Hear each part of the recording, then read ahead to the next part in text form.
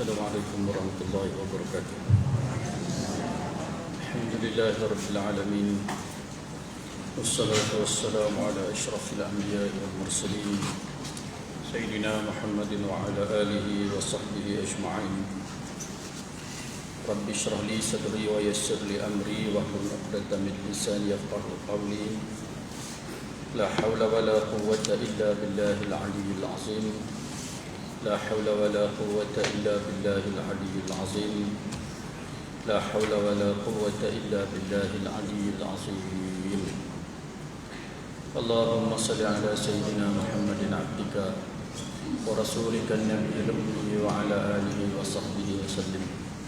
اللهم صل على سيدنا محمد عبدك ورسولك النبي الأمي وعلى آله وصحبه وسلم. اللهم صل على سيدنا محمد عبدك ورسولك النبي الأمي وعلى آله وصحبه وسلم. اللهم صل على سيدنا محمد عبدك ورسولك النبي الأمي وعلى آله وصحبه وسلم. اللهم صل على سيدنا محمد عبدك ورسولك النبي الأمي وعلى آله وصحبه وسلم. اللهم صل على سيدنا محمد عبدك ورسولك النبي الأمي وعلى آله وصحبه وسلم. اللهم صل على سيدنا محمد عبدك ورسولك النبي الأمي وعلى آله وصحبه وسلم. اللهم صل على سيدنا محمد عبدك ورسولك النبي الأمي وعلى آله وصحبه وسلم. اللهم صل على سيدنا محمد عبدك ورسولك النبي الأمي وعلى آله وصحبه وسلم. اللهم صل على سيدنا محمد عبدك ورسولك النبي الأمي وعلى آله وصحبه وسلم. اللهم صل على سيدنا محمد عبدك ورسولك النبي الأمي وعلى آله وصحبه وسلم. أعوذ بالله من الشيطان الرجيم. بسم الله الرحمن الرحيم.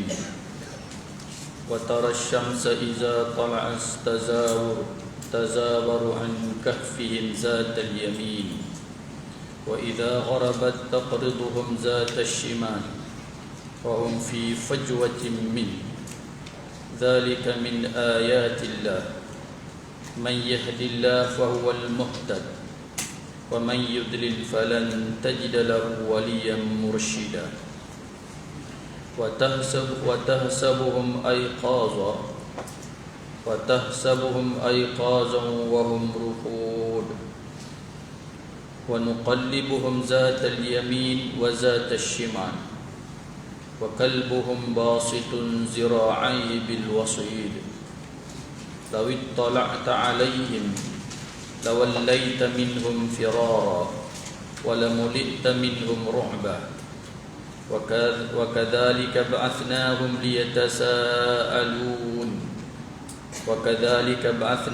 ليتساءلوا بينهم. قال قائل منهم كم لبثتم؟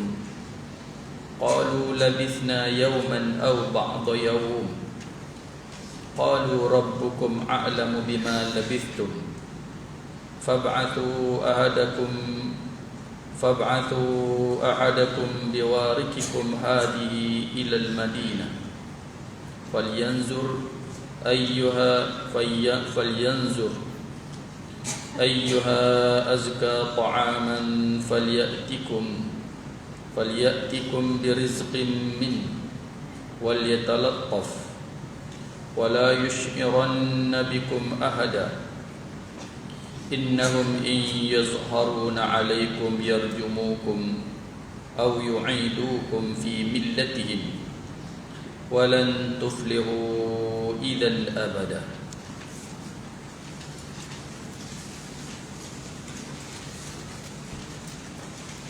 وترى الشمس إذا طلعت تزاور عن كهفهم ذات اليمين.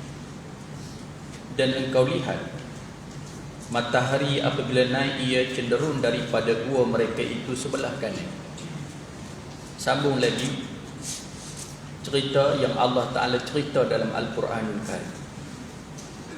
Banyak cerita-cerita dalam dunia yang kita dengar, yang bila kita rajin baca buku-buku sejarah, kita akan dengar cerita-cerita, termasuk cerita-cerita sejarah tanah Melayu dan cerita-cerita berkaitan dengan dunia yang kita baca, yang berdasarkan kepada kajian-kajian yang dikaji oleh pengkaji-pengkaji sejarah.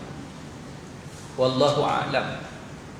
Cerita-cerita yang kita baca itu, yang kita tengok itu, dalam buku-buku sejarah berdasarkan kajian-kajian mereka. Tetapi cerita yang kita belajar dalam Al-Quranul Karim, yang Allah Subhanahu wa Ta'ala cerita, maknanya macam mana kita dengar di dalam Al-Quranul Karim, macam itulah cerita yang hakikatnya. Bahkan kalau kita tak percaya, boleh menjadi kafir. Tak percaya kisah hantuah, tak jadi kafir. Tak percaya kisah mahsuri, tak jadi kafir. Tetapi tak percaya kisah yang Allah cerita dalam Al-Quranul Karim, menjadi kafir.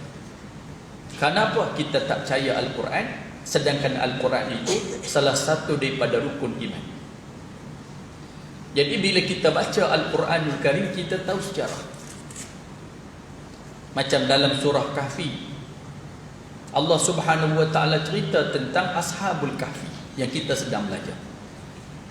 Allah Ta'ala cerita tentang bagaimana Zulkarnain, yang Allah Ta'ala anugerahkan kekuasaan kepada dia, ia menguasai 2 benua. Yang Zulkarnain ini membina benteng yang dibuat daripada puting-puting besi, yang menyekat Ya'juj wal Ma'juj daripada mengganggu manusia. Allah cerita bagaimana Nabi Musa dengan Nabi Khidir. Bahkan cerita awal kejadian manusia, Nabi Adam AS berasal daripada syurga bersama isterinya Hawa, yang menjadi ibu, yang menjadi bapa bagi seluruh manusia. Jadi kita kena percaya. Tak percaya tak boleh puasa iman. Baik, Allah Ta'ala cerita tentang Kahfi, pemuda-pemuda Ashabul Kahfi, yang kita baca dah sikit dulu. Ni sambung balik. Bagaimana pemuda ini, pemuda yang beriman dengan Allah Subhanahu wa Ta'ala, apabila mereka pergi bersama bapa mereka di kalangan pembesar-pembesar raja, yang ada acara tahunan, mereka akan pergi ke rumah-rumah berhala. Di rumah berhala itu mereka lakukan sembahan berhala dan bawa hadiah-hadiah pada berhala. Jadi bapa ni akan bawa anak-anak mereka masing-masing, kerana agama ni agama nenek moyang. Apabila mereka mati, mereka harap anak-anak mereka akan sambung agama nenek moyang ini. Maka penuhlah, meriahlah di rumah-rumah berhala itu, sehingga pemuda-pemuda ini ikut mak ayah mereka pergi. Tapi dalam hati mereka sudah ada iman. Bila dia pergi ke dalam rumah-rumah berhala itu, hati mereka tak tertarik, dan mereka rasa tak sedap hati. Kenapa duk puja batu-batu berhala, duk sembah batu-batu berhala, melakukan upacara-upacara yang tak logik dan akal. Yang tak logik dengan akal mereka. Lalu mereka keluar daripada rumah berhala, duduk melengu saja di luar, duduk sengak di luar. Itu. Lalu ada juga beberapa orang pemuda yang macam sama je. Ini orang panggil beberapa orang muda yang Allah Ta'ala cerita. Itu, innahum fityatun amanu, mereka itu pemuda-pemuda yang beriman. Yang nu keluar hidup berpokok nu melengung, yang ni keluar hidup berpokok ni melengung, apa semua duk termenung saja. Lalu pada ketika itu raja yang mengajak rakyat dia menyembah berhala, dan raja akan memaksa rakyat dia supaya beragama seperti mana agama raja. Kalau tak buat, mereka akan seksa. Jadi diam saja pemuda-pemuda ni. Itu kenapa? Kerana hati mereka tak tertarik nak sembah berhala macam tok nenek mak bapak mereka. Adalah pemuda-pemuda yang sebaya dengan mereka yang berperasaan sama dengan mereka tapi diam saja. Lalunya mereka ni berkenalan. Tanya kamu mari pada mana, apa semua ni, pasal apa tak masuk nu, depa luput seronok dalam nu apa semua. Jadi dia cerita. Akhirnya rupanya pemuda-pemuda ni berperasaan sama. Mereka tak boleh terima akal duk menyembah berhala, duk puja-puja patung-patung berhala. Kawan ni kata saya pun sama, aku pun sama apa semua. Tapi nak buat macam mana dah raja kita pada ketika ini menyembah berhala dan mengajak rakyat mengajak rakyatnya menyembah berhala, jadi kita pun kena ikut. Lalu mereka ini berpakat untuk membina satu masjid sendiri, menyembah Allah Tuhan yang besar. Lalu mereka binalah tempat ibadah mereka sendiri. Cara mereka bukan susah pun nak buat masjid ni. Nak buat surau ni kepung-kepung itu, jadilah surau kita panggil, jadilah tempat ibadat. Lalu pemuda-pemuda ni setiap hari mereka pergilah rumah ibadat yang mereka bina tu, madrasah kan kita panggil, masjid ke, musalla ke, mereka beribadah dengan penuh tenang, khusyuk, tawaduk pada Allah Subhanahu Wa Taala. Itu cerita dia.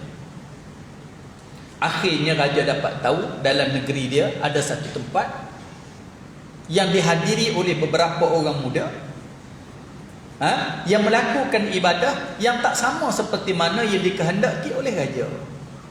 Itu cerita dia. Jadi raja pun panggil pemuda-pemuda ni, tanya mereka. Sehingga mereka ni pemuda-pemuda, anak pembesar-pembesar, pakai pakaian bangsawan, pakai pakaian yang mahal-mahal. Anak raja-raja, anak pembesar-pembesar istana, dilondeh buang semua. Tak usah pakai, buang semua pangkat-pangkat mereka, tak kisah. Kerana bukan mereka nak itu, mereka nak melakukan ibadah dengan penuh khusyuk, tawaduk pada Allah Subhanahu Wa Taala. Akhirnya raja bagi masa pada mereka supaya kembali kepada ajaran nenek moyang. Kalau tidak, aku bunuh. Dan raja pun meneruhkan urusan dia sebagai raja, pergi sana pergi sini buat ini apa semua. Sampai masa nak tanya pula. Lalu pemuda-pemuda ini berbincang sama mereka, kita nak buat macam mana? Adakah kalau kita tak kembali balik pada ajaran nenek moyang menyembah berhala, kita kena bunuh? Kita kena bunuh. Itu. Jadi kita nak buat macam mana? Lalu mereka mengambil keputusan, mereka perlu selamatkan akidah mereka. Nak selamatkan akidah mereka. Jadi macam mana? Kita keluar daripada kampung ni, kita berhijrah, carilah mana-mana tempat yang boleh kita beribadah dengan sempurna. Lalu pemuda-pemuda ini pun pergilah. Kebetulannya ada seorang yang tahu pernah pergi satu gua tu, mereka pergi ikut. Lalu mereka masuklah dalam gua itu dan beribadah dalam gua itu. Dan raja menggerakkan mencari mana pemuda-pemuda ni hilang. Lalu tentera-tentera raja carilah. Sehingga mereka sampai di gua itu, tetapi dilindungi oleh Allah Subhanahu Wa Taala seperti mana Allah Taala lindungi Nabi bersama dengan Nabi kita sallallahu alaihi wasallam bersama dengan Sayyidina Abu Bakar di atas gua Sur. Walaupun dia dah naik, dah nampak kaki dah, sehingga Sayyidina Abu Bakar menangis. Kata dengan Nabi, la tahzan, la takhaf wa la tahzan, innallaha ma'ana. Jangan kamu takut, jangan duka cita, jangan risau, Allah bersama kita. Pusing main tengok sarang labah-labah pun ada, tak mungkin orang masuk dalam tu, mereka pun turun. Selamat Nabi sallallahu alaihi wasallam dan Sayyidina Abu Bakar. Pemuda kafir pun gitu. Mereka pusing main tengok gitu gini apa semua, tak berasa nak masuk dalam gua tu, balik. Jadi tak tahulah mereka nak cari di mana pemuda tu, sedangkan mereka dah sampai dah di gua tu. Bukanlah jauh sangat pun. Lalu itulah ceritanya, mereka tertidur dalam gua itu. Allah lenakan mereka dalam gua itu. Lama mana? 3 abad lebih. Mereka lena 3 abad lebih. 309 tahun. 309 tahun ni bertukar orang begitu begini dah. Suasana dah bertukar lain dah 309 tahun. Ini Allah Ta'ala nak cerita bagaimana Allah pelihara mereka selama 309 tahun mereka tidur. Ini Allah cerita macam mana Allah Ta'ala jaga, Allah Ta'ala pelihara sehingga mereka bangun, rambut pun tak berubah, kulit-kulit mereka sama saja. Tak berkedok, tak apa semua. Elok saja mereka jaga. Itu Allah itu nak sambung cerita ni. Wa tarasyamsa iza tala'ta tazawaru an kahfihim zatal yamin. Engkau lihat matahari. Apabila naik ia cenderung daripada gua mereka itu sebelah kanan. Matahari bila matahari naik cenderung kepada gua itu sebelah kanan. Baik, untuk jaga tubuh kita perlu kepada cahaya. Orang bila duduk kurung je keluar pucat masai. Ada. Tapi bila dia keluar dia kena cahaya matahari, kulit dia jadi elok. Nah gitu. Bahkan kita ni Allah Taala anugerahkan cahaya matahari cukup elok. Sehingga orang barat Mak Saleh apa semua ni mari ke sini bukan dia nak disko. Dia mari ke negara kita ni bukan nak minum arak. Arak tempat dia berlambak. Dia mari ke negara kita ni bukan nak main judi. Tempat dia pun boleh main judi. Oleh kerana mereka duduk di negara yang sejuk, yang suhu dia beku, mereka nak kepada cahaya matahari macam tempat kita. Tu duduk berjemur ke tepi pantai, kalih kono. Kenapa? Tubuh mereka ni jarang sangat kena cahaya matahari yang panas, sejuk sampai negatif sejuk dia. Jadi tubuh mereka dia perlukan kepada cahaya matahari, sebab tu duduk berjemur.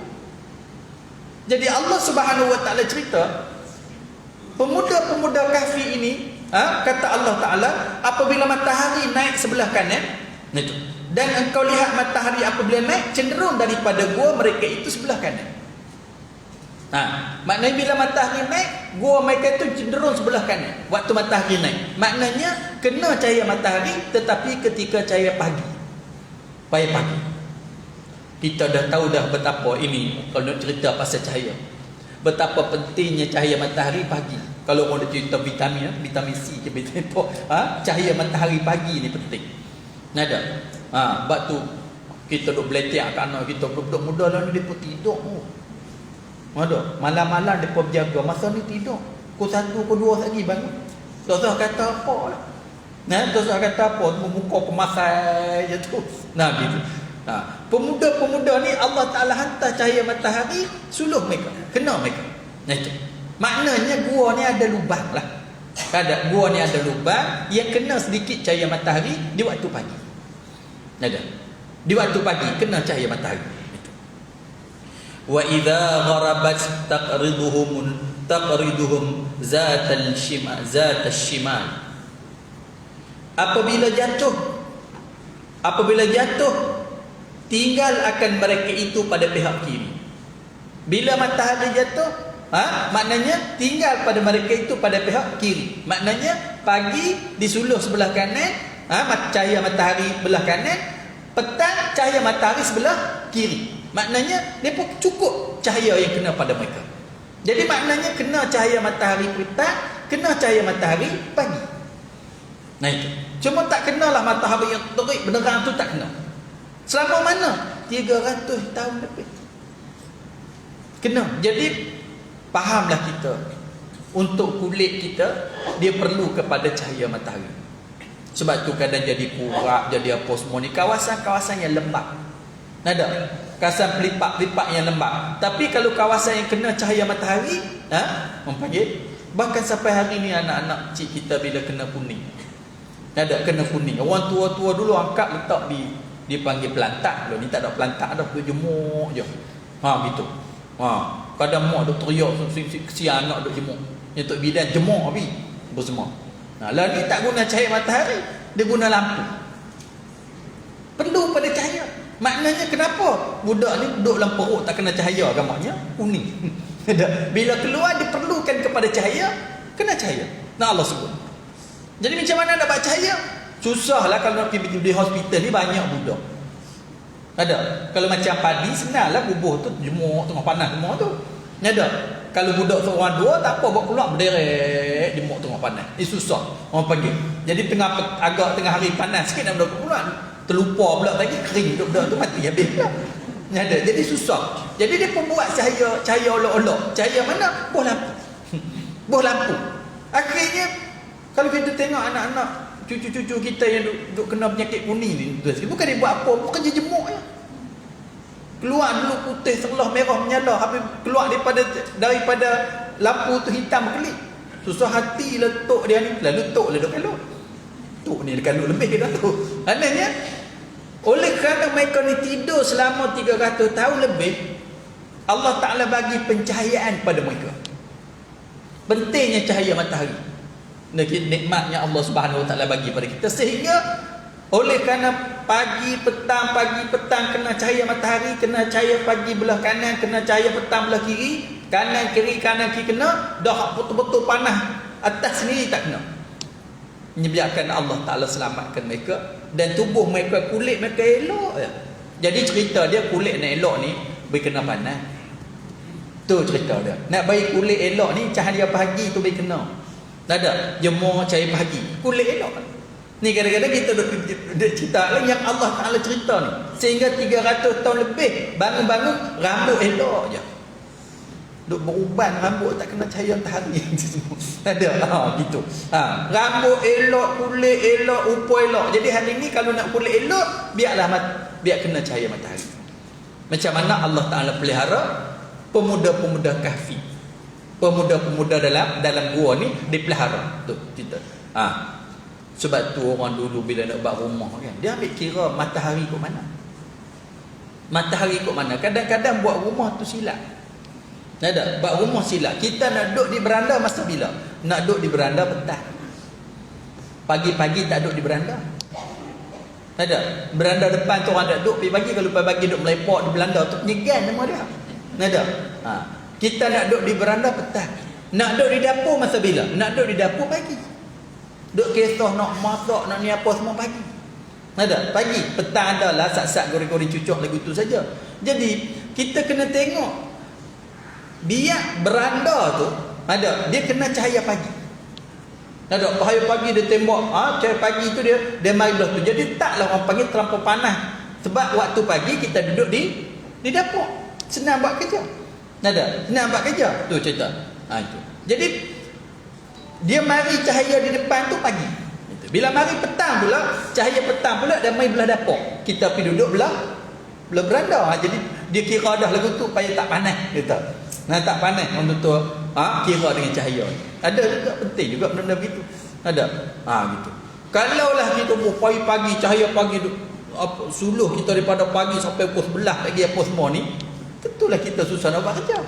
Jadi walau bagaimanapun tubuh kita ni perlu kepada cahaya pagi dan juga perlu kepada cahaya petang.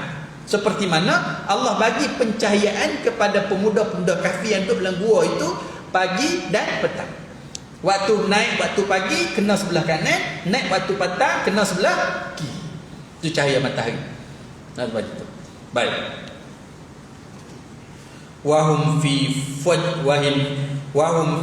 fajwatin minhu. Dan mereka itu pada sama tengah daripada gua. Dan mereka itu pada sama tengah pada gua. Baik, gua tu luar, depa tu tidur tengah-tengah gua. Makna saya dah seru dah. Satu dipanggil ghar. Ghar ni gua juga tapi gua kecil. Macam di atas Jabal Nur, gua Hira kecil. Seorang dua boleh masuk je. Macam atas Jabal Tur, ada gua kat situ, kecil saja. Kalau kita pergi di atas Bukit Tursina, di atas sana ada gua tempat munajat Nabi Musa, kecil je boleh masuk seorang dua orang je. Kalau ramai-ramai masuk 30 orang berimpit-rimpit. Tapi yang kita belajar ni, yang Allah Ta'ala cerita ni, kahfi, gua besar. Gua tu besar. Itu.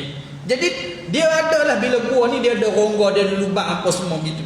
Jadi Allah Ta'ala cerita depa ni duduk tengah-tengah gua. Depa duduk tengah-tengah gua. Jadi bila mereka duduk tengah-tengah, Allah tersebut, kenapa Allah cerita duduk tengah-tengah gua? Ini juga tuan-tuan. Pertama kita perlu kepada cahaya. Perlu kepada cahaya. Yang kedua perlu kepada pengudaraan. Apabila mereka duduk di tengah-tengah, udara tu berpusing cukup. Orang sains dia pandai lah ni. Sebab tu dalam Quran ni yang paling baik sains Quran. Sains Quran. Bagaimana Allah Subhanahu Wa Taala jaga jasad pemuda Ashabul Kahfi ni, Allah nak jaga macam mana pun boleh. Ada cahaya ke tak ada cahaya ke, ada udara ke tak ada udara ke, Allah Taala boleh jaga. Tapi Quran ini ilmu. Allah Taala guna ilmu untuk kita, bukan sekadar cerita sahaja. Pertama, kamu perlukan kepada cahaya matahari pagi, kamu perlukan kepada cahaya matahari petang. Tubuh kamu itu perlu kepada cahaya. Satu. Yang kedua, Allah Ta'ala cerita pemuda-pemuda yang tidur 300 tahun ni pula, mereka duduk di ruang yang lapang, di tengah-tengah gua luas. Jadi bila luas, pengudaraan tu orang panggil, pengudaraan tu penting. Ada udara-udara ni anugerah Allah Subhanahu Wa Ta'ala. Hari ni orang pakai aircon semua, sampai macam tak perlu kepada udara. Sebab tu bila kita buat rumah, bila kita buat rumah apa semua, kita kena ambil udara free Allah Ta'ala bagi. Sebab tu saya buat madrasah ni, saya buka semua pintu-pintu. Tak ada benda ada tutup apa semua. Saya buat rumah klasik sana, di bawah dia kosong, udara boleh main. Saya buat asrama belah sana, tak buat dinding di bawah, supaya udara ni boleh mari pusing cukup. Kenapa? Bila kita sekat dia, benda Allah Ta'ala bagi free je. Allah Ta'ala bagi angin, Allah Ta'ala bagi udara, tiba-tiba kita sekat dia, stop terus apa semua, rugilah. Rugi. Waktu dia mari angin, waktu dia main udara apa semua, penting. Orang panggil pengudaraan ni. Bahkan ada satu masjid, tak silap di Indonesia, bentuk dia tu 24 segi saja, tapi bila masuk dalam tu sejuk macam ada aircon. Kenapa? Dia punya arkitek dia tu pandai buat pengudaraan tu, udara masuk udara keluar tu dia pandai. Dia menyebabkan duduk tu rasa segar aja apa semua. Sama di masjid di Putrajaya, nama dia Masjid Besi, Masjid Besi. Ada, itu pun dia guna pengudaraan. Dia buka apa semua, di atas tu dia buat kolam. Buat kolam keliling je, kita tengok ikan, bukan sesaja. Jadi bila ada kolam kat situ, angin bertiup pada kolam tu, udara sejuk tu akan masuk dalam masjid. Ada masjid-masjid yang dia guna sistem kolam. Sistem kolam. Sebab tu kalau kita pergi hotel-hotel Sengah tu, dia ada kolam. Bila ada kolam, ni cerita ada kolam ni pun semua ni, bukan sekadar mandi saja, dia boleh membantu pengudaraan kat situ sejuk. Ada sejuk. Sebab tu kadang orang duk kaji, pasal apa karun rumah kita ni banyak berjimat, tak ada karun rumah kita banyak apa semua. Sebab karun rumah kita banyak tu, cerita dia kita panas. Kita panas. Bila panas kita buka kipas, karun. Panas lagi, buka aircon. Karena tak cukup lagi, tambah lagi satu aircon. Tak cukup lagi, tambah lagi satu aircon. Sejuklah badan, tapi kepala panas. Tak ada. Tiap-tiap bulan mari bil panas kepala. Mari bil panas kepala, badan sejuk. Semua. Sebab tu orang kira macam mana kita nak begitu. Sebab tu antara benda boleh membantu jimat karen, pokok-pokok. Pokok-pokok dia boleh jimat karen. Benda tu pokok kena mengenal apa dengan karen. Dengan karen elektrik ni. Kalau rumah kita banyak pokok, kita tanam pokok banyak rumah kita, jadi rumah kita tu sememangnya ada sejuk sikit. Jadi bila kita buka aircon berjalan sikit dia sejuk. Kata kita buh 20, cukup 20 Celsius, kompresor dia berhenti. Kompresor dia berhenti. Jadi berhenti, dia stop lah karen sejak kat situ. Jadi bila pokok-pokok ni banyak, pokok-pokok ni banyak kita tanam, ialah di samping dia punya oksigen dia apa semua ni, udara dia sejuk. Bila dia sejuk, contohnya bila kita panas, kita buka kipas, bila kita tak apa panas, buka kipas sikit saja, kita dah sejuk dah. Sama juga aircon. Sebab tu salah satu untuk kita jimat tenaga elektrik ialah tanam pokok bagi banyak. Tanam pokok bagi banyak. Ini dah menyekat. Bila pokok banyak, dia akan menjimatkan tenaga elektrik. Jimatkan dia. Sebab apa? Kawasan tu sememangnya sudah sejuk. Dia buka aircon sekejap pun sejuk dah. Ni dah panas, aircon bekerja untuk sejukkan di dalam tu. Betul lah kita sejuk. Jadi aircon bekerja 24 jam. Tu yang kata tu bila mari bulan, kepala kita pula panas. Badan sejuk, kepala panas. Tu cerita dia. Ini. Semoga tiap air rumah kita ke apa semua ke, cuba kita reka lah macam mana nak bagi suasana tu sejuk, buat kolam ke keliling rumah kita. Itu pokok-pokok ke apa semua tu cerita dia. Sama juga sistem yang Allah sebut dalam Quran ni. Cahaya matahari perlu. Orang-orang lah ni tuan-tuan sekalian, dia buat rumah aku tak ada tingkat tak apa, dia tutup terus. Tak pernah buka tingkat. Ni petak bunyi dengan orang. Tutup terus. Bubuh. Buat tingkat cari pop tu. Tak usah buat macam apa. Tutup terus. Ni gaya-gaya tutup tingkat semua. Dia kata malas je habuk banyak. Malas cuci lasir, malas mop lantai, malas pun tutup sengap, ekor 20 jam pun semua. Jadi udara yang Allah Ta'ala bagi, dia tak pakai. Macam mana nak dapat udara? Dia buat ekor. Cahaya yang Allah Ta'ala bagi tak pakai. Macam dapat bubuh lampu. Bubuh lampu. Lelah ni sistem begitu. Orang dulu dah pagi-pagi dia kisah buka tingkat. Buka tingkat pagi-pagi. Biar masuk cahaya panas apa semua. Itu cerita dia. Kita nak sangat negara kita jadi negara industri. Negara industri. Amerika, negara-negara kaya apa semua, mereka perlu kepada apa ni teknologi, perlu kepada apa dia ni benda-benda kenderaan, perlu pada mesin, perlu kepada komputer, perlu apa semua, tapi dia buat kilang di negara lain atas nama pelaburan. Amerika dia tak buat kilang sangat negara dia buat kilang negara orang. Australia dia tak buat kilang sangat negara dia. Kilang Australia ada di Malaysia, ada di Indonesia, ada di Bangladesh, dia buat apa semua. Negara dia tak ada kilang. Bila buat semua alat-alat tu hantar balik ke negara dia. Hantar balik ke negara dia. Jadi macam mana? Negara dia ni terima benda yang elok dah. Jadi segala enjinnya, segala mesinnya, segala bahan mentahnya, segala bahan buangannya, segala asapnya, segala apa semua tok negara orang. Tok negara orang. Itu cerita dia. Negara dia bersih. Sebab tu kalau kita pergi ke Australia, Allah, segarnya udara dia. Kau pernah sampai? Taman-taman dia indahnya, rumput-rumput dia cantiknya apa semua. Kan sedangkan negara dia maju, kenapa industri dia pilih buat tempat lain, tempat orang lain. Ada. Kita pula seronok terima kilang banyak ni. Kenapa? Orang kita boleh kerja.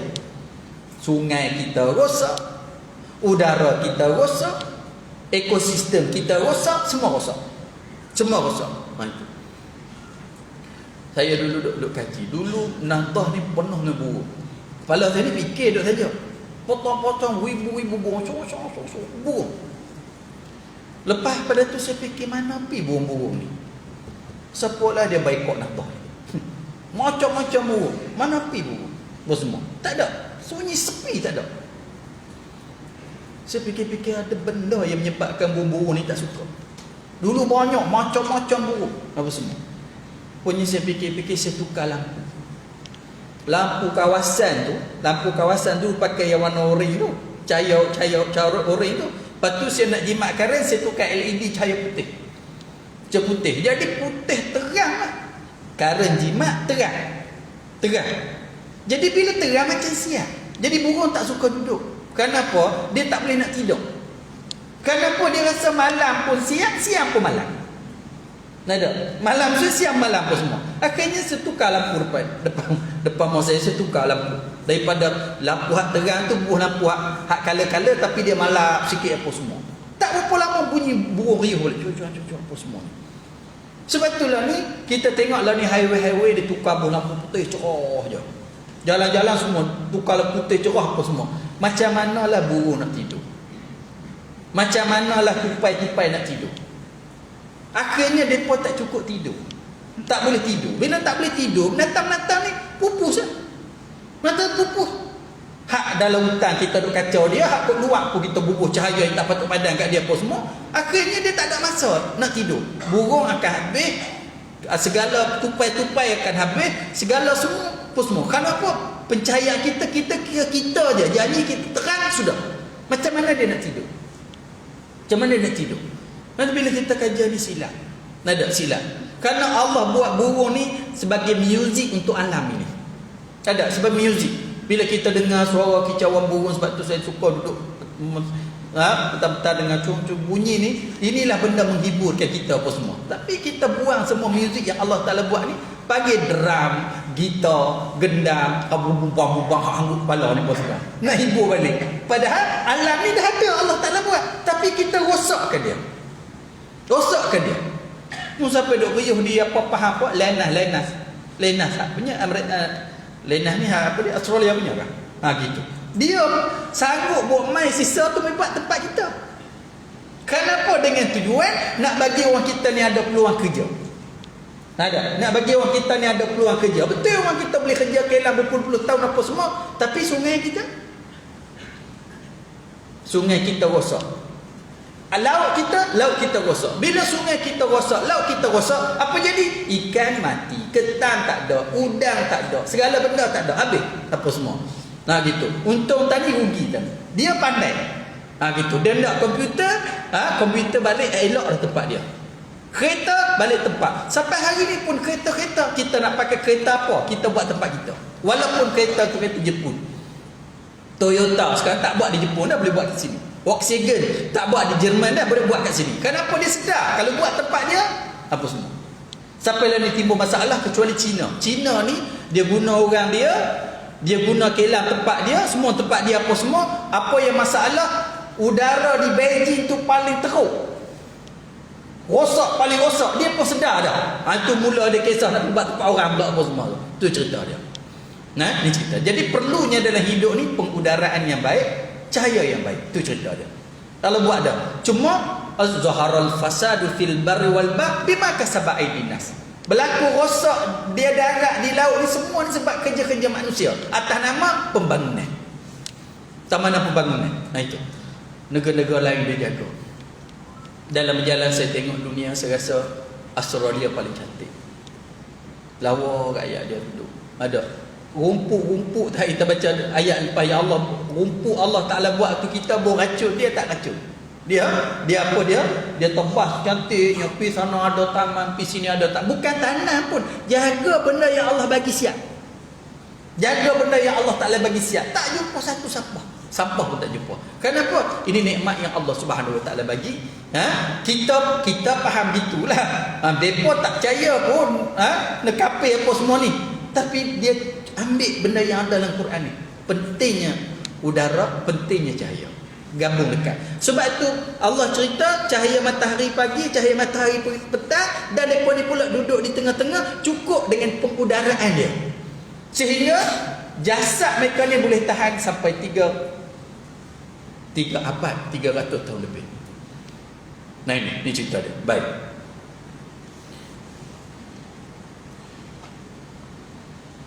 Zalika min ayati. Zalika wa hum fi fujwatin minhu, zalika min ayatillah. Bermula demikian itu setengah daripada tanda-tanda kekuasaan Allah. Nombor satu sekali kekuasaan Allah Subhanahu Wa Ta'ala. Nombor satu sekali. Itu. Sebab tu orang panggil, ialah bila kita bercakap tentang takdir, itu takdir Allah Ta'ala tentu, tapi ada sebab dia. Tu cerita dia. Sebab tu satu hari Nabi SAW pergi ke rumah menantu dia, Sayyidina Ali. Dalam hadis Sahih Bukhari ada sebut itu. Pergi rumah Sayyidina Ali dengan Fatimah lah, pergi rumah. Tanya, kamu bangun malam tak? Nabi ni pergi ketuk rumah menantu, tanya bangun tahajud ke tak? Kita pernah pergi ketuk rumah menantu kita bangun tahajud ke tak? Tanya makan apa? Tanya. Mak mentua, apa mentua dia pergi ketuk tengah malam, dia kata mentua ni pun semua. Nabi pergi ketuk rumah Sayyidina Ali, pergi ketuk rumah Sayyidina Ali menantu dia, rumah anak dia Fatimah walaupun dah kahwin. Nabi tanya, orang panggil. Bila pergi, Nabi tanya, macam mana kamu bangun malam? Bangun macam mana? Banyak malam mana pergi? Fatimah jawab, kami bangun kalau takdir Allah Ta'ala kejutkan kami bangun, kami buat. Kalau takdir Allah Subhanahu Wa Ta'ala tak bangun, kami tak bangunlah. Rasulullah kalih balik tak kata apa, sambil Rasulullah tapak paha gerak. Nada. Dia kata banyak cakap. Itu, banyak cakap. Gitu. Maknanya orang kita kadang-kadang suka cakap gitu. Cuba cakap betul lah, hakikat tu betul. Kalau takdir Allah Ta'ala nak jadi, kita tak usah kata apalah. Macam lepas sangat. Ada. Sampai tak. Ni, ini semua takdir Allah Taala apa semua. Sama juga sampai Nabi bila bercakap pada Fatimah kata begitu, Rasulullah balik. Sampai Rasulullah tampak paha dia, inilah susah cakap dengan orang. Itu. Takkan Nabi tak tahu hakikat, memang hakikat takdir Allah. Cerita dia bangun banyak mana habaq lah. Ada. Itu. Habaq. Dia cerita ni kalau duduk saja bukan ada rezeki ada juga. Kalau kerja pun tak ada rezeki tak ada. Macam lepas sangat. Pada Nabi geram cakap macam tu. Ada. Mana usaha? Macam cerita ni lah. Kalau Allah tutup bam duduk lagu sengat gitu pun semua, selamat dah mereka ni? Selamat. Allah Maha mengetahui, Allah Maha berkuasa. Tapi kenapa Allah bagi cahaya matahari pagi, cahaya matahari petang, pengudaraan dan sebagainya? Kerana ini usaha kita. Ini usaha kita. Begitu. Walau bagaimanapun Allah Ta'ala sebut zalika min ayatillah. Bermula demikian itu setengah daripada tanda kekuasaan Allah Subhanahu wa taala. Tanda kekuasaan buat macam mana pun pada hakikatnya cahaya matahari tak cahaya matahari ke apa semua, kalau Allah Ta'ala tak pelihara tak jadi juga. Tapi hidup kita ni kena usaha. Hidup kita ni kena usaha. Itu. Sehingga mereka yang dipelihara oleh Allah Subhanahu wa taala juga Allah Ta'ala pelihara dengan cahaya matahari dan pengudaraan yang baik untuk Ashabul Kahfi. Yakni mematikan Ashabul Kahfi 309 tahun tidur, kemudian bangkit akan dia dengan tiada berubah dengan lama masa, iaitu dalil yang kuat atas kekuasaan Allah Ta'ala membangkit orang yang mati pada hari kiamat dengan jasadnya, menerima balasan kebajikan dan kejahatan. Dalilnya manusia lepas pada mati bangkit balik elok-elok saja. Mana dia? Macam cerita Ashabul Kahfi, Allah tidurkan mereka macam mati selama 3 abad. Bangkit macam kata tadi, elok je. Elok je, kulit mereka tak berubah. Sebab tu bila mereka bangkit, ayat lepas tanya, kita tidur lama mana? Ada yang kata tidur setengah hari, ada kata tidur sehari, ada kata tidur setengah hari. Mereka duk sembang sama mereka. Lena sungguh kita nak. Kenapa? Mereka masuk tu pagi. Dan ketika mereka berjaga-jaga itu ketika matahari nak jatuh. Mereka kata, matahari pun nak jatuh macam tidur 1 hari ataupun setengah hari lah. Mereka tercengang sama mereka. Itu. Pasal apa mereka tanya kita tidur lama mana? Kalau bangkit-bangkit kawan ni rambut dia sampai ke pusat dah. Menjepit rambut pun semua. Janggut sampai ke pusat dah. Bergelikar atas riba dah. Jadi tak payah tanya lah kita tidur 1 hari ke setengah hari. Dengan kuku pula 300 tahun kuku ni macam highway Buraya Taruh Selatan. Kuku. Semua. Hak jenis pun semua. Misai pun semua ni. Dah. Sebab tu mereka tanya kita tidur lama mana? 1 hari ke setengah hari? Ada kata 1 hari, ada kata setengah hari. Maknanya mereka bangkit selepas daripada 300 tahun tu, mereka tengok mereka sama je. Kecuali lepas mereka keluar daripada gua, tu Allah tak cerita.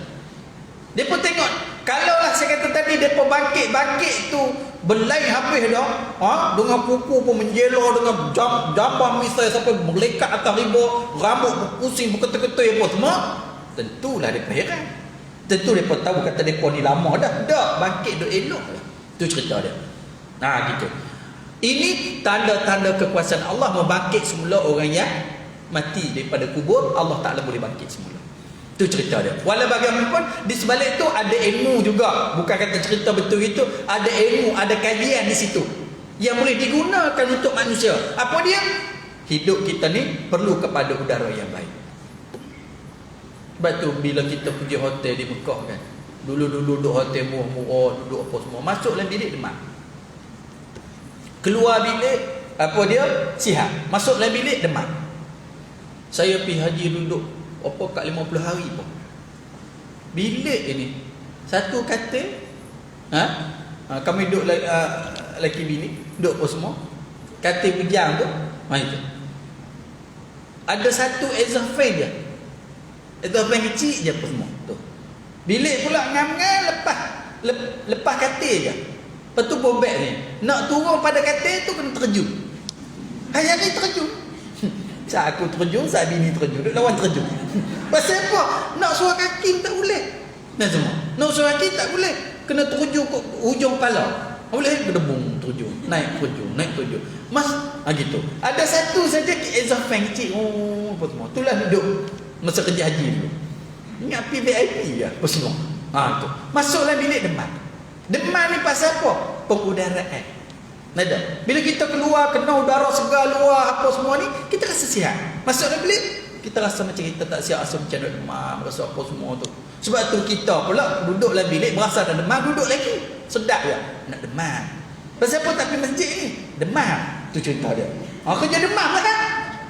Sebab hang duduk, pengudaraan dia tu, kadang dia pun bukan kisah. Dia tak kisah ni. Sana hotel, sini hotel, apa semua belakang. Yalah bila ada tu pun apa dia ekor pun pusing, ambil cahaya tu keluar, udara tu keluar apa semua, dia menyebabkan kita tak sihat. Tapi kalau kita duduk di luar kena cahaya segar apa semua, kita sihat. Tu cerita dia. Baik.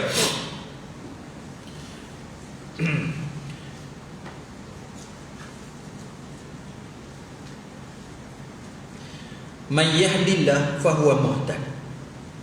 Barang siapa dapat hidayah oleh Allah Ta'ala, barang siapa dapat hidayah oleh Allah Ta'ala, maka ialah dapat hidayah. Siapa-siapa yang dapat hidayah, macam yang lepas, dialah dapat hidayah. Maksud macam mana? Siapa-siapa dapat hidayah, dialah yang terpimpin. Jalan dia ada pimpinan. Macam sebut lalu dah, kita minta hidayah, ihdinas siratal mustaqim, ihdinas siratal mustaqim. Supaya apa? Hidup kita ni terpimpin. Bukan hidup kita merawat tak ketuhanan. Sebab tu macam orang tak dapat hidayah dalam bab ketuhanan. Dia nak buat apa, dia berasa nak buat, dia buat. Kadang-kadang tergelap. Allah sesakit hati lah. Tiap-tiap kali nak hantar mayat je, seorang duduk taluri kerja tok ketah. Perung ketah pun. Semua habis kot jalan. Pasal apa? Ketah ni duit untuk bayar tiket masuk syurga. Bayar duit siap-siap. Duit apa yang duk semua kot jalan ni. Tak ada. Inilah kata orang ni bila tak dapat hidayah ni, tentu hidup dia tak terpimpin, berasa nak buat. Apa? Buat kereta daripada kotak. Ni pun puluh-puluh ribu juga buat komputer, buat handphone apa semua. Pergi suara sekali dalam kubur. Kenapa duduk dalam kubur nanti nak dengar handphone, nak telefon kami bagi dah. Jangan susah hati. Nak televisyen kami buat dah. Buat daripada kotak. Tu hak tak ada duit. Hak ada duit buat betul-betul kamu sekali. No, dari mana tu? Kamu apa? Benteli kali dengan dia. Kereta mahal kan? Bubuk kali apa semua. Kenapa? Jangan susah hati. Padahal siapa pun tahu kamu kereta dalam tu karat habislah.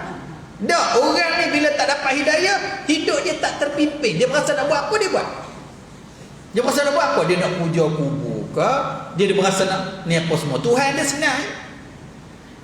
Kalau nampak ular tunduk selah dua kepala, ni pelik ni. Sebab ular tunduk selah. Hidup tak terpimpin. Nampak gajah, sebab gajah. Sekejap sebab saja. Nampak pokok pelik sikit, ikat kain kuning, esok kita semua. Semua hidup tak terpimpin bila tak dapat hidayah. Ini sebab tu kita minta ihdinas siratal mustaqim. Tunjukkanlah kami jalan yang benar. Macam kita bulan Ramadan, kita semayang, kita buat apa semua, hidup kita terpimpin. Sebab kita buat yakin penuh. Bulan Ramadan, bulan yang Allah janji dengan penuh barakah. Kita buat dengan penuh tenang. Walaupun penat semayang tahajud, penat semayang apa witir apa semua ni, kerana kita dipimpin oleh Allah Ta'ala. Nak ibadat macam ni. Muamalah nak nikah macam ni. Gitu. Nak apa dia? Nak nikah macam ni. Agama, ada agama dalam dunia ni dia tak ada cara nikah. Cerai, nikah, rojok, tolak ni tak ada. Nak bila nak nikah macam mana? Kena pergi mahkamah. Kena ada agreement macam nak beli kereta. Ada. Nak beli kereta ada agreement, perjanjian kita dengan bank apa semua. Okey, ambil kereta bawa balik. Dia pun nak nikah kena pergi mahkamah, kena ada lawyer buat agreement apa semua gitu apa semua. Itulah ikatan tali perkahwinan mereka. Kata nak akad, ijab, kabul, ada saksi, ada wali apa semua ni, syarat-syarat dia begitu begini, tanggungjawab suami begini bila dapat anak begini, harta pusaka begini, dalam agama mereka tak ada. Jadi hidup mereka dalam bab nikah kahwin ni tak terpimpin. Sebab tu banyak mereka ambil hak Islam bubuh dalam agama mereka. Hal-hal yang tertentu mereka ambil Islam. Sama juga undang-undang. Hidup tak terpimpin. Nah itu. Sebab tu kita nak mimpi tak boleh. Kau laki-laki nak tukar jadi perempuan, perempuan nak tukar jadi laki-laki, nak jadi apa? Oleh kerana mereka tak ada agama, hidup mereka tak terpimpin, dia jadilah nama hak asasi. Baru ni duk riuh apa semua ni, apa dia ni, industri seks. Ada. Dipanggil industri seks. Nah itu. Jadi kita kena fikir juga hak apa dia ni, pelacuran ni kena fikir juga, mereka juga industri yang apa semua gini apa. Inilah orang-orang yang kadang orang Islam, tapi oleh kerana kepala otak tu barat sangat, hidup mereka tak terpimpin. Tak terpimpin, dia berasa nak buat apa, dia buat je apa semua. Inilah orang tak dapat hidayah. Tapi kata Allah, siapa-siapa dapat hidayah, hidup dia terpimpin. Cuba kita tengok orang yang bercakap tak ada hidayah. Dulu kan di California, zaman Bush, dia jadi apa dia? Jadi presiden Amerika dulu. California kena ribut tofan cukup kuat. Sampai habis, nak habis. Gitu. Sudah ribut semua siap, hancur apa semua dah, berhenti ribut. Bush kata apa? Ribut sudah berhenti, Tuhan sudah minta maaf pada kita. Kepala bapa dia kata, Tuhan sudah minta maaf pada kita. Tuhan minta, bukan kita kena minta maaf kat Allah, kat Tuhan minta maaf kat kita. Tuhan sudah minta maaf. Itu je. Dia tak salah juga. Tu orang yang tak dapat hidayah pada Allah Taala, dia cakap hidup dia tak terpimpin. Kita lain, kita salah silap mana, ini tanda kekuasaan Allah, kita kembali kepada itu. Sama dengan COVID ni pun ada. Kadang-kadang kita pun payahlah cakap, payah tak cakap payah. Apa semua, hotel-hotel boleh bebas pergi gitu gini gitu, macam tertentu boleh. Ni masjid ni tak boleh, tak boleh, sak lagu ni apa semua. Kalau kita banyak sangat ambil hak barat pun payah juga betul. Ialah untuk keselamatan kita kena apa semua, tapi kita kena pegang pada tawakal. Kita kena ingat jangan 100% kita SOP ni 100% sampai kita tak peduli langsung tentang janji Allah Ta'ala, sampai takdir Allah Subhanahu. Di mana silap kita, di mana salah kita, apa yang perlu kita kena buat, apa semua. Ini cerita dia. Ialah SOP itu SOP lah, tuan-tuan sekalian. Itu. Tapi lama mana? Di Selangor tu setahun lebih dah. Hak berani-berani dia cuh-cuh keluar juga. Hak tak berani kau duduk lama mana sampai setahun. Tak balik tengok mak setahun lebih. Tak boleh tengok ayah setahun lebih. Mak sakit, koma apa semua tak boleh balik tengok. Apa? Sampai bila? Ni semua ni. Dua hospital hantar pi tunggu. Kalau sihat pi ambil. Kalau mati tua khanda awak balik. Sampai antara benda yang menggerunkan kita kan masuk hospital. Apa semua. Tunggu je. Doktor kata mati dah, ambil awak balik. Tu cerita dia. Jangan masuk hospital lah no. Duduk di rumah. Ni tua-tua ni makan elok sikit, jaga elok. Gitu. Hang duk hospital duk lah orang hang. Tu cerita dia. Tu abang lagu tu. Saya balik abang kat mak saya macam tu lah. Mak makan elok, jaga elok, apa semua. Sakit, kalau sakit juga duk lah satu orang. Tak mau sakit. Tak mau semua. Duk lah. Kami tak boleh dah nak tolong apa semua. Jangan sakit semua. Tak mau sakit lah semua. Tu cerita dia. Jangan. Tapi bila keadaan begitu tuan-tuan sekalian, Islam aja. Yalah bila kita sakit ni, tuan-tuan sekalian, anak-anak pergi pegang, lega sikit. Anak-anak tengok muka anak-anak, lega sikit apa semua. Sakit tak boleh tengok muka anak. Sakit tak boleh tengok muka cucu. Tuan-tuan sekalian, sakit lagi lah. Nada?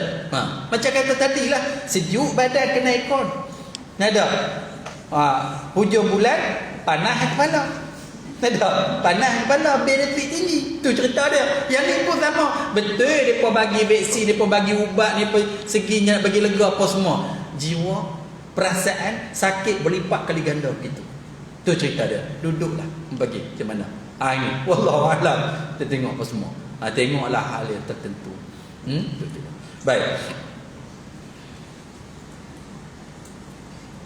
Zalika man yahdillah fahuwa muhtad. Barang siapa yang dapat hidayah oleh Allah Ta'ala, maka ialah dapat hidayah. Siapa-siapa yang dapat dihidayahkan oleh Allah Ta'ala, maka dia adalah terpimpin. Hidup kita ni terpimpin. Orang dapat hidayah. Dia nak buat, dia tahu. Bukan dia buat bodoh je, tidak. Dia ada cara dia. Betul. Seperti Ashabul Kahfi dan segala orang mukmin yang sebenar imannya. Wa may yudlil falan tajida lahu waliyan mursyida. Barang siapa yang Allah sesat, maka tiada engkau dapat ya Muhammad baginya seorang wali menunjuk akan dia jalan agama. Seperti Daqyanus dan segala kafir-kafir. Siapa-siapa yang sesat, siapa pun tak akan tunjuk pada dia jalan yang betul. Siapa-siapa yang Allah bagi hidayah, hidup dia terpimpin. Hidup dia terurus. Tanya semayang, dia semayang. Dia dapat hidayah daripada Allah Subhanahu. Cari kerja, cari yang halal. Semua dia ada cara dia. Ada cara. Tuh, itu. Baik. Wa tahsabuhum ayqazan wa hum ruqudun. Dan engkau sangka mereka jaga. Jika engkau lihat mereka itu, kena mata mereka itu terbuka, maka mereka itu lena. Baik, Allah cerita lagi macam mana mereka tu duduk dalam gua. Hei Muhammad, kalau kamu tengok, kamu sangka mereka itu jaga.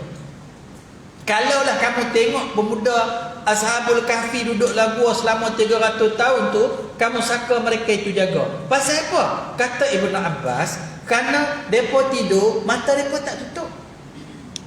Mata mereka tak tutup, jegir mata. Gitu. Tu yang kata Sayyidina Abbas berapa kali tidur, bukan tidur dengan mata, tidur dengan telinga. Mata pejam tak lena lagi, telinga tak dengar tu lena. Ni hak pejam ramai. Tadi sahur kan. Sahur tak boleh makan pula. Tidak faham. Ni lah poket 4-5 biji coklat. Orang duk mengajar dia ngak. Dia tak boleh nak. Ni pom tak ada, tedak. Sejuk-sejuk jadi keduk-duk. Tu cerita dia. Ingat angguk faham, angguk lena. Tu cerita dia. Angguk lena. Tu. Jadi tentera, kalau boleh tidur macam Ashabul Kahfi lah, mata jegir. Kata Ashabul Kahfi ni, hei Muhammad, kalau kamu tengok, kamu rasa macam mereka tak tidur. Pasal apa? Mata mereka buka. Telinga mereka je tak dengar, lena. Mata terjegi. Itu. Baik. Mata mereka itu terbuka dan mereka itu lena. Lena dalam keadaan mata terbuka. Itu. Habis. Wa nuqallibuhum zatal yamin wa zatal shimal. Dan kami alih mereka itu sebelah kanan dan sebelah kiri. Nah itu. Kami alih mereka itu sebelah kanan dan sebelah kiri. Betul? Langkau dah. Wa nuqallibuhum zatal yamin wa zatal shimal. Dan kami alih mereka itu sebelah kanan dan sebelah kiri. Kata Allah, cahaya matahari satu. Tadi pengudaraan apa semua. Lepas tu Allah kalihkan mereka. Siapa yang pergi kalih tu wallahu a'lam, tapi mereka dikalih. Kalih kau ni, kalih kau ni, kalih kau ni, kalih kau ni, apa semua. Kenapa? Kalau tak kalih, tubuh mereka boleh rosak.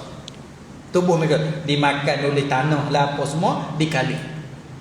Macam orang sakit dah, orang sakit. Duduk tidur lagu tu je. Lama-lama belakang dia lupa habis. Sebab tu sekala orang akan kalih dia belah sini. Orang sakit lumpuh, stroke apa semua, dia duduk diam situ apa semua. Siapa yang duduk kalihnya? Anak-anak duduk kalih. Kenapa? Kalau tak kalih nanti habis, kau habis belakang dia apa semua. Jadi Ashabul Kahfi ni kata Allah, kami kalih ke kanan, kami kalih ke kiri. Kamu kalih ke kanan, kalih. Bila kalih? Berapa kali? Ikut tafsir ni setahun sekali. Nah itu. Pada tiap-tiap hari Ashura, supaya tidak dimakan bumi daging mereka itu. Nah itu. Daging mereka itu tidak dimakan bumi. Kenapa? Allah kalih mereka sekali-sekala kanan kiri apa semua. Inilah Allah jaga jasad Ashabul Kahfi. Betapa mulianya jasad orang yang mempertahankan iman di hadapan raja yang zalim. Allah pelihara. Itu. Baik.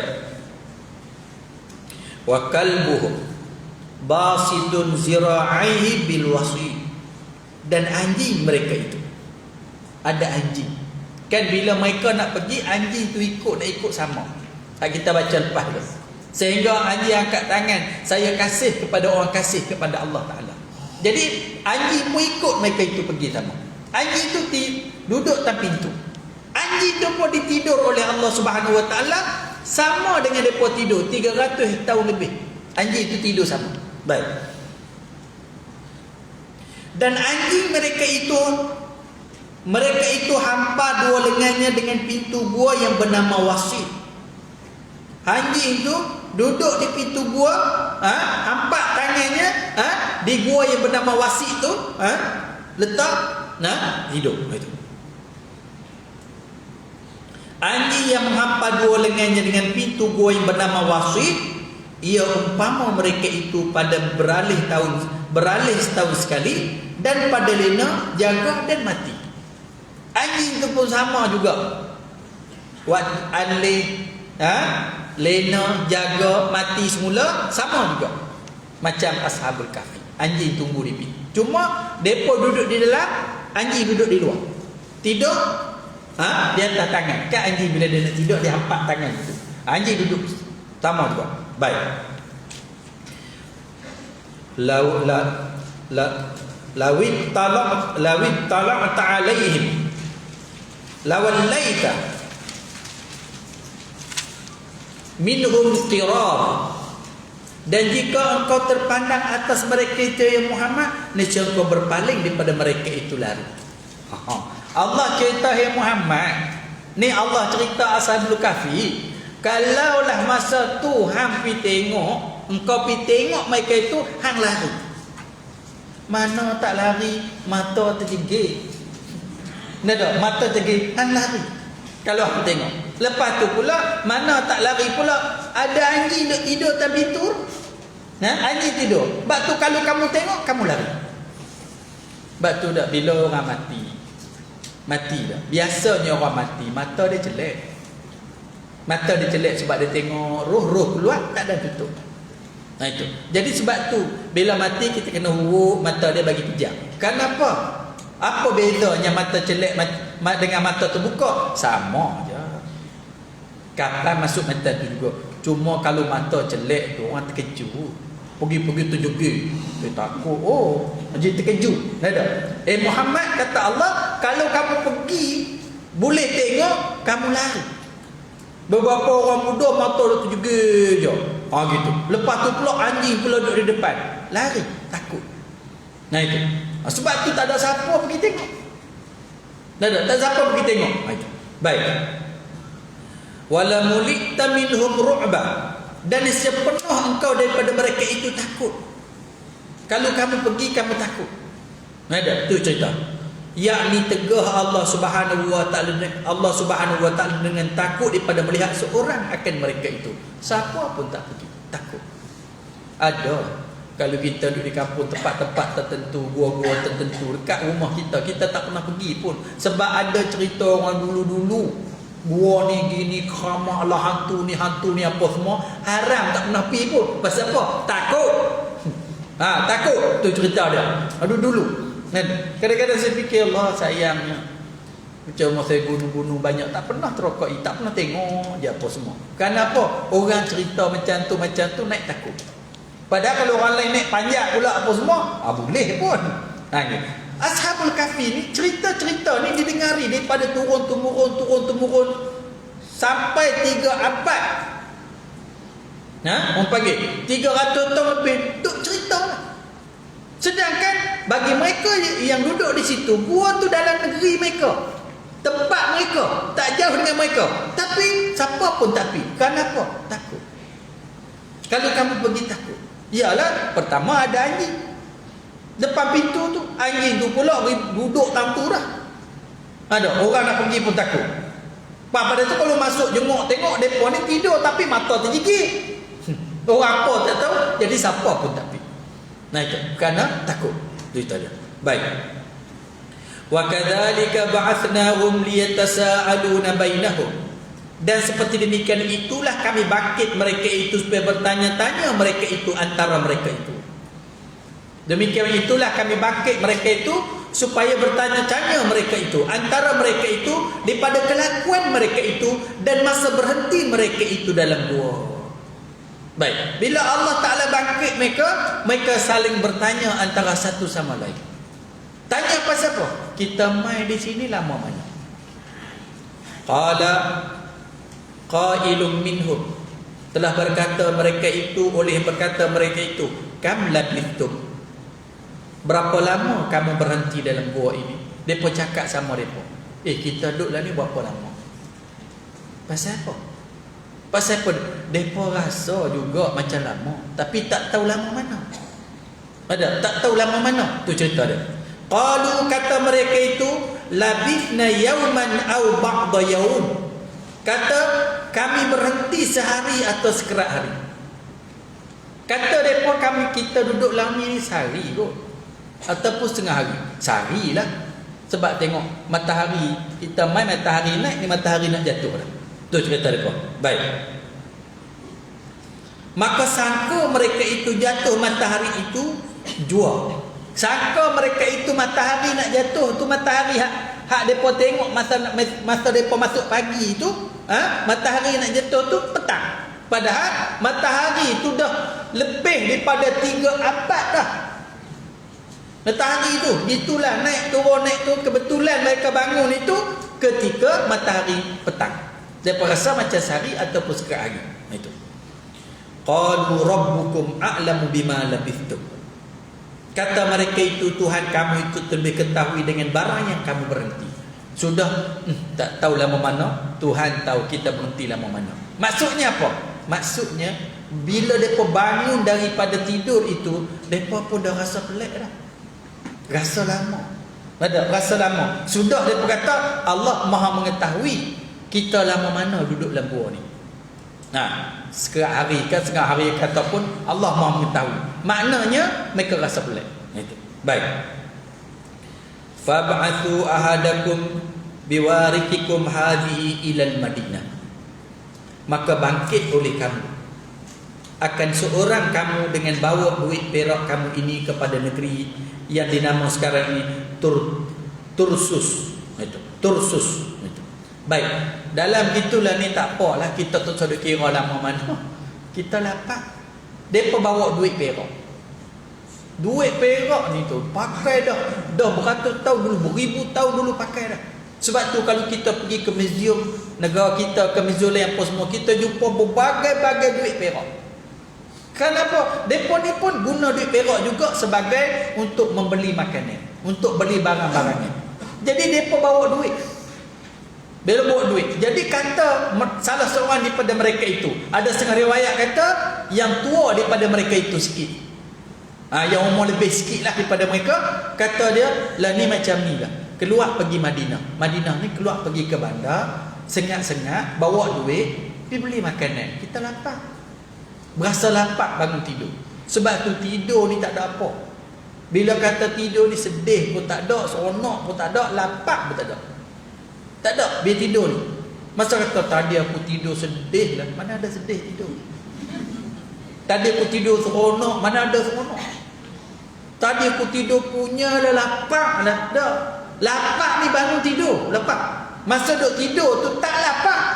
Tu cerita dia. Depa bangun tidur 300 tahun lebih ni lapar. Jadi pergilah ke Madinah. Ni ada duit perak ni, ada kata besar tapak kaki kalde, anak kadek, duit perak, bawa duit ni pergi beli makanan. Itu. Baik.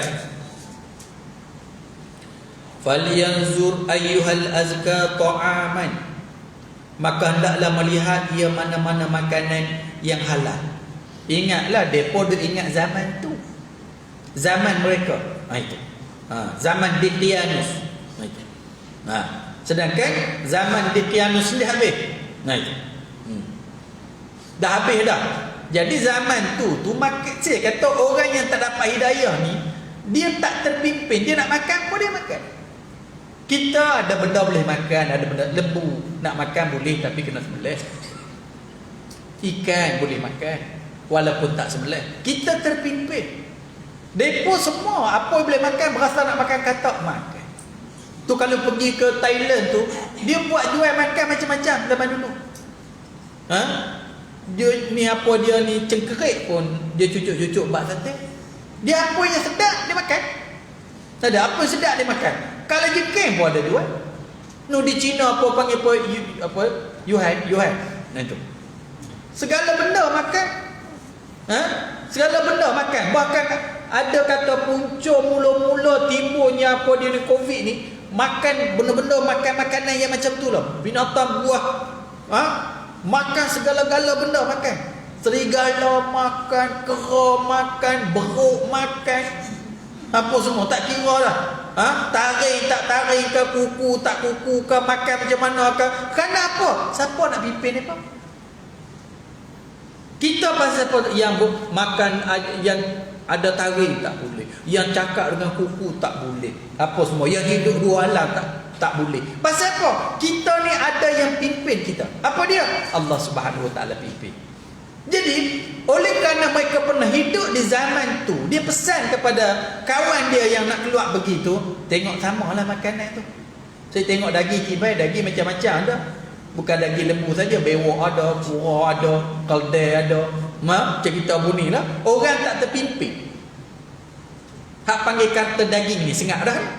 Kata daging apa semua. Kita dah ingat makan sup ekor lembu, sup ekor kangaroo. Kangaroo tu, kan? Geleng-geleng pun makan dah. Cerita bukan sikit, bertantan.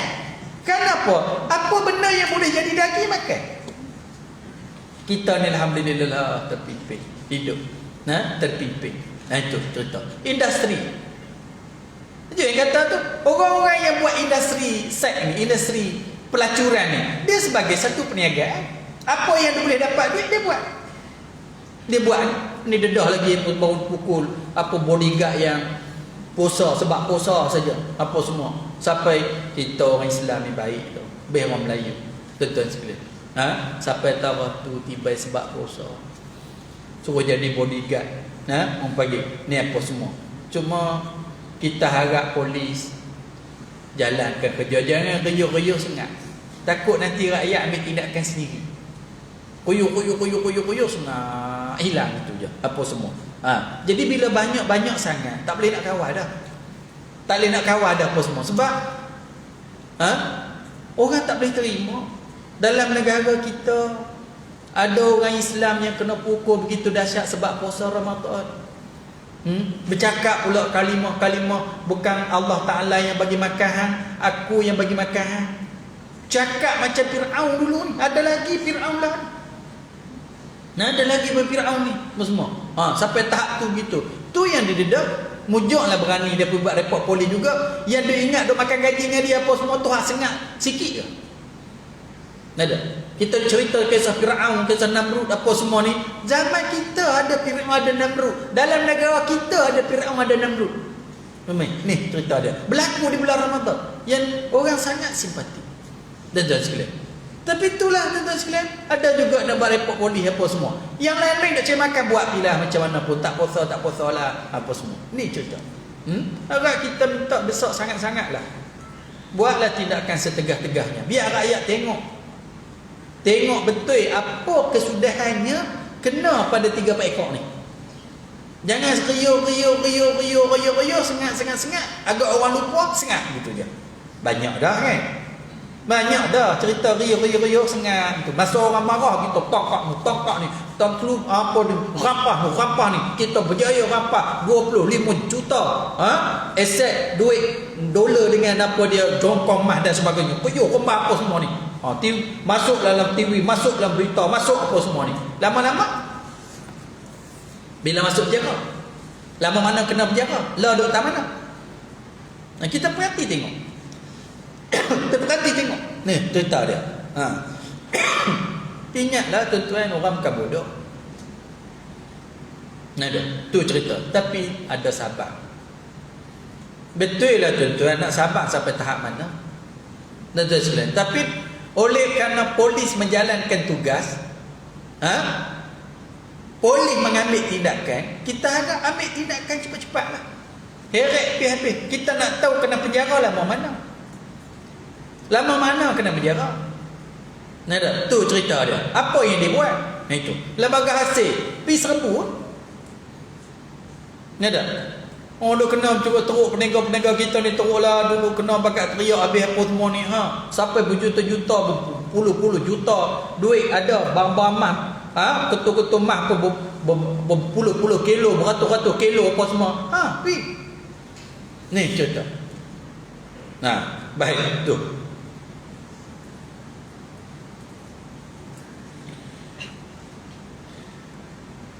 falyanzur ayyuhal azka ta'aman, maka hendaklah melihat ia mana-mana makanan. Jangan asalkan makanan beli, ambil makan, tengok sama makanan tu.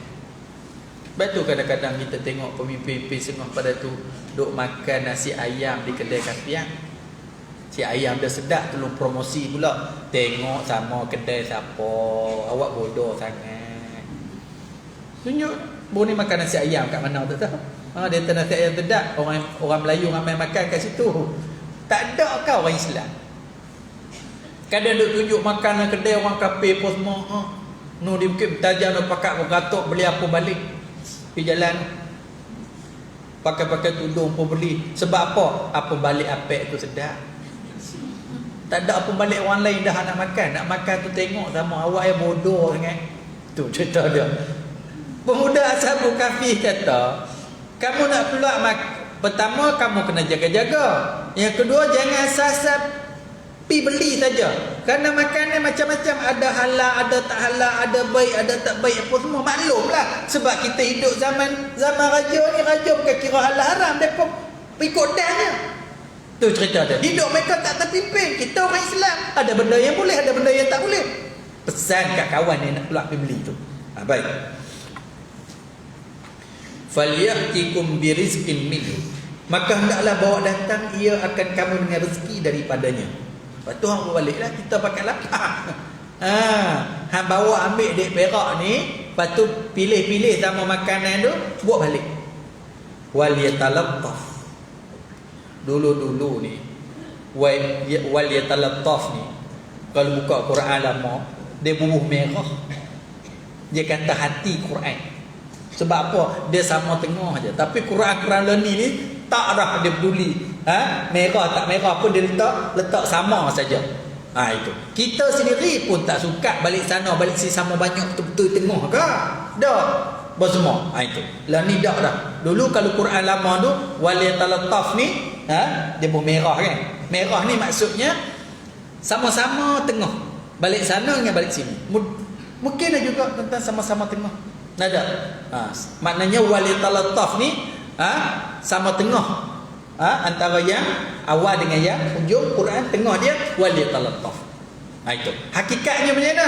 Hakikatnya kita pun tak fikir pun, cuba tengok tu nampak macam sama-sama tengah lah. Itu saja. Itulah orang panggil. Tak ada apa-apa pun. Itu. Tahu walitalattaf, apa walitalattaf? Hendaklah bersembunyi diri ia pergi negeri itu. Apa walitalattaf? Hampir tu berhati-hati sikit, cermat sikit. Selagi dapat tahu kat raja, ke hang kena tangkap, kami kena tangkap, kena bunuh. Raja duk cari kita. Kan dia duk ingat zaman tu lagi. Pada zaman ni bertukar. Allah bukan kata 300 tahun, setahun sudahlah. Saya ingat dulu pi pondok, umur 13 pi pondok. Pi tu naik kereta orang je pi tumpang. Duduk di pondok. 4 bulan ke 5 bulan tak balik terus. Nah itu. Balik tu ya Allah, berasa pokok dulu kecil ni tinggi ni, dah kerja tengok sana tengok sini, pokok durian ni tinggi ni, pokok pinang ni tinggi ni, apa semua. Baru 4-5 bulan. Ni bukan 4-5 bulan. 300 tahun. 300 tahun. Nu kita duduk di Kuala Lumpur nu belah cucu. Awak aja sebut belah cucu nanti seminggu ni. Ada gitu. Duduk nu sampai 2-3 bulan duduk sana. Balik-balik apa semua dia pusing keliling habis tengok rumah dia. Pokok nu tumbuh rumput ni naik gunung gini tu. Baru 3-4 bulan ni 300 tahun. Nah itu. Tentulah suasana tu sangat berubah. Berubah tu tu cerita dia. Baik. Waliyatalattaf, hendaklah bersembunyi diri ia pergi negeri itu. Pesan kawan dia tu, kamu keluar tu berhati-hati sikit tengok sama, takut dapat tahu pada tentera raja, kita kena tangkap, habis kita kena bunuh. Habis. Itu. Wala yush'iranna bikum ahada. Jangan beri ketahui kamu dengan itu akan seorang ahli negeri. Jangan bagi tahu tentang kita seorang pun. Dia pesan. Itu. innahum in yazharuna alaikum yarjumukum. Kerana mereka itu jika zuhir mereka itu atas kamu dengan dapat tangkap kamu, niscaya rejam mereka itu dengan bunuh. Depa bila dapat tangkap yarjumukum, mereka akan merejamkan kamu. Kita kena rejam habis kita kena bunuh. Beringat itu. Au yu'idukum fi millatihim, atau mengembalikan mereka itu akan kamu daripada agama kafir mereka itu. Dua aja kita ni. Bila kita hang kena dapat tangkap, hang kena rejam. Ataupun dia suruh balik kepada agama sembah berhala. Depa tak tahu apa sebab depa lama duduk dalam gua. Sedangkan zaman tu kerajaan sudah kerajaan Islam. Kerajaan yang soleh, raja yang soleh zaman tu. Dan berlakunya zaman tu berlakunya Ashabul Kahfi mereka dapat jumpa sehingga mereka pergi nanti ke depan. Dia pergi ke gua tu apa semua, Allah nak tunjuk kepada penduduk negeri masa tu bahawa selepas daripada mati akan hidup balik. Kenapa? Raja yang soleh pada ketika itu dia susah hati, rakyat dia ada setengah percaya, ada setengah tak percaya. Dia minta pada Allah Ta'ala, tunjuklah bukti. Antara buktinya ialah Ashabul Kahfi. Sebab tu bila dia dia nak pergi beli barang, dia buat keluar duit macam biasa. Bila buat duit macam biasa, tercengang toki kedai. Toki kedai tu tercengang duit siling yang 300 tahun dulu, siap ada cok, ada tarikh lagi. Ada nama raja lagi masa tu kat duit tu. Jadi bukan dia kisah kawan tu nak beli barang dah. Dia kisah, dia tunjuk, habis tu tengok duit ni. Lalu mari pakak berkumpul nak tengok duit tu. Pasing sana, pasing sini, pah-pah sana apa semua, sampai kat raja. Tu cerita dia. Sampai kat raja. Raja pun turun mai. Raja pun turun mai. Dan depa ni pun ada dengar kisah Ashabul Kahfi ni, ada dengar.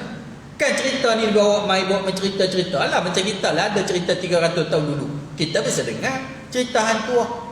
Biasa dengar cerita Mahsuri. Tak ada. Cerita ratus-ratus tahun dulu dengar gitu sajalah. Apa semua. Depa pun dengar lebih-lebih cerita Ashabul Kahfi depa dengar.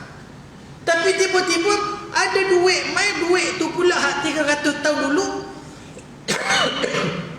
Ada pula nama raja dia, memanglah kalau kita tengok duit-duit ni dia akan bubuh gambar raja kita kan. Bubuh gambar raja dia. Thailand pun dia bubuh gambar raja dia. Gitu. Kalau tak ada raja dia bubuh gambar Perdana Menteri dia.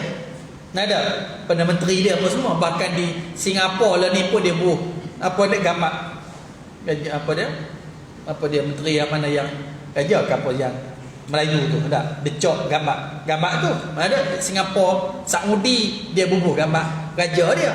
Jadi tentulah duit tu juga letak raja, gambar raja dia. Dan ada tarikh yang menyebabkan mereka tahu duit ni yang 300 tahun. Tapi cuma orang ni je, macam mana boleh ada? Tu cerita dia. Jadi raja pun hunggak mai, kelang kabut mai.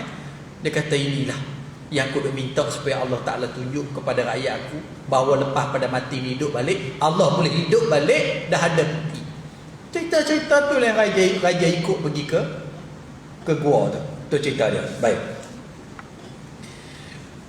Au ya'idukum fi millatihim walan tuflihu izan abada.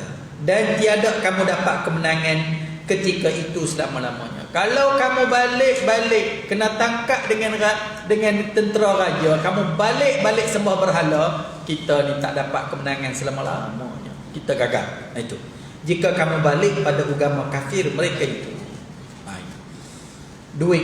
Ini cerita panjang nak kisah pasal duit tu yang menyebabkan depa raja pakak dengan tenteranya ikut pergi ke gua kafir tu. Panjang lagi. Maka suruh mereka itu akan tamliha pergi beli makanan negeri. Wallahu a'lam.